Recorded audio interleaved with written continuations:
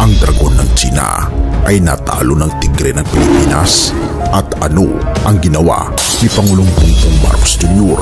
para maging posible ito? At isa itong nakakagulat na balita.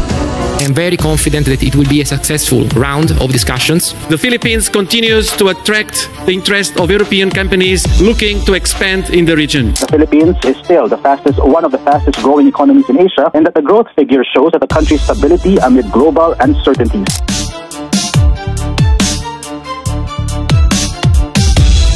Noon, ang China ay kilala bilang dragon ng Asya, isang bansang tila hindi matitinag sa larangan ng ekonomiya, teknolohiya at impluensya. Pero dumating ang isang malaking pagbabago. Ang dragon na ito ay tila napagod, nahirapan at bumagal. Sa kabilang banda, ang Pilipinas, isang bansang matagal ng tahimik ngunit matyagang gumagawa ng mga reforma, ay unti-unting lumalabas sa anino nito. Sa ilalim ng pamumuno ni Pangulong Ferdinand Bongbong Marcos Jr. kasi, ang Pilipinas ay muling nagising at muling pinanday upang maging isa sa pinakamabilis na lumalagong ekonomiya sa buong Asya. At makikita natin ito mula sa chart ng Visual Capitalist. Halika, atin itong tingnan mga kaibigan. Ayon sa Visual Capitalist, China's GDP growth is now lagging the rest of Asia. At kung ating makikita mga kaibigan, ang chart na ito ay recent lamang.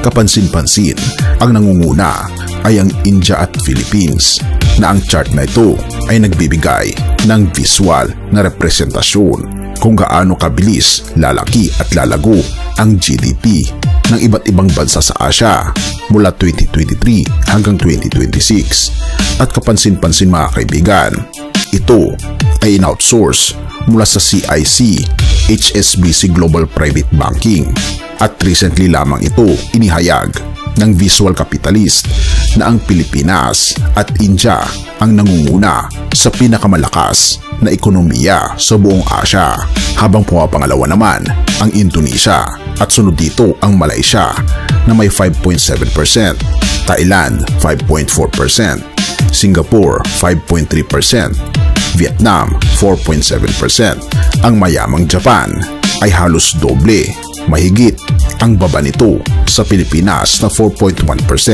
at ang pinakamahina sa paglago na dati-rati ang fastest growing economy sa buong mundo ay ngayon ay nasa projection lamang ng 3.9%, at ito ang China.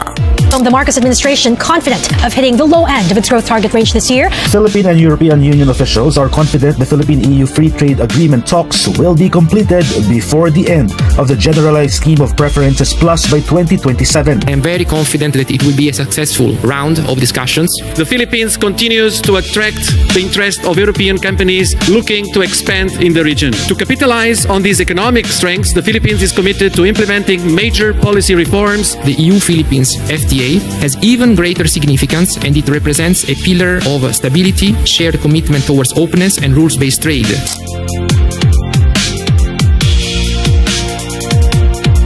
Ang China, na dating maituturing na pinakamalakas sa rehiyon, ay kasalukuyang naharap sa seryosong mga hamon, krisis sa real estate. Pangalawa, mataas na kawalang trabaho sa kabataan. Pangatlo, mabagal na pag-usbong ng consumer demand. Habang ang kanilang average GDP per capita growth ay inaasahang nasa 3.9% lamang mula noong 2023 hanggang 2026, ang Pilipinas sa ilalim ng mahusay na pumuno ay pumapalo sa 8.7% growth, ang pinakamataas sa buong rehiyon.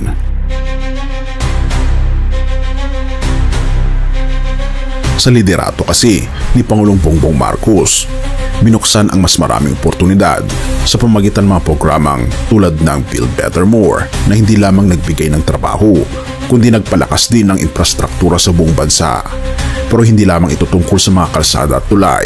Sa pamumuno niya, pinatibay rin niya ang sektor tulad ng digital economy para sa mas mabilis na transaksyon at negosyo. Pangalawa, agrikultura upang matugunan ang pangangailangan ng pagkain at seguridad sa bansa.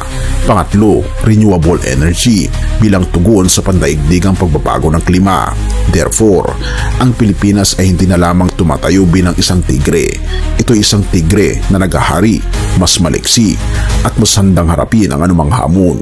Philippine Statistics Authority under Secretary Claire Dennis Mapa reported that all three major economic sectors posted positive growth, with agriculture, forestry, and fishing growing 7%, services by 6.9%, and industry by 2.1%. But Department of Economy, Planning and Development Secretary Arsenio Balisacan said the Philippines is still one of the fastest growing economies in Asia, and that the growth figure shows that the country's stability amid global uncertainty. The Philippine economy remains strong, steady, and resilient, a testament to the soundness of our economic foundations. But as the President emphasized in his recent State of the Nation address, economic growth must translate into genuine improvements in the lives of ordinary Filipinos. Bakit napakahalaga nito? Sa kasaysayan kasi ng Pilipinas, tayo ay madalas na nasa likuran ng mga higanteng ekonomiya tulad ng China. Pero ngayon, tayo ay nagiging modelo ng mabilis, matatag at maayos na pag-unlad. Sa ilalim ni Pangulong Bongbong Marcos, hindi lamang tayo tumutugon sa mga lokal na pangangailangan. Tayo rin ay nagiging isang mahalagang bahagi ng pandaigdigang ekonomiya. Kung dati, tumitingala tayo sa dragon ng China, ngayon tayo ang nagiging bagong ehemplo sa Asia, isang tigre na kayang tumalo sa higante.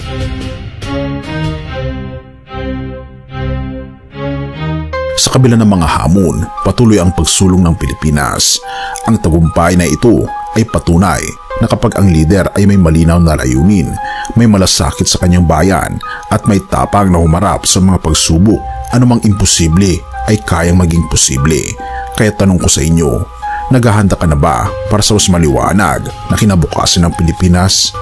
Ang tigre ng Asia ay muling umaarangkada at tayo ang bida sa kwento ng tagumpay na ito.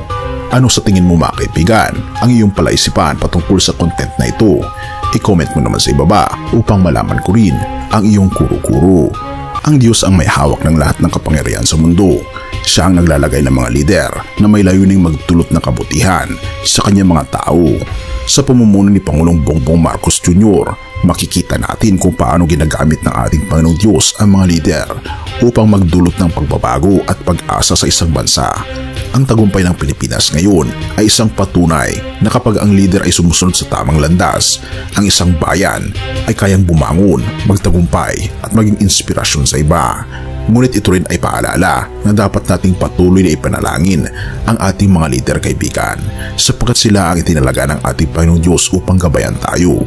Ang kanilang tagumpay ay tagumpay ng bawat mamamayan.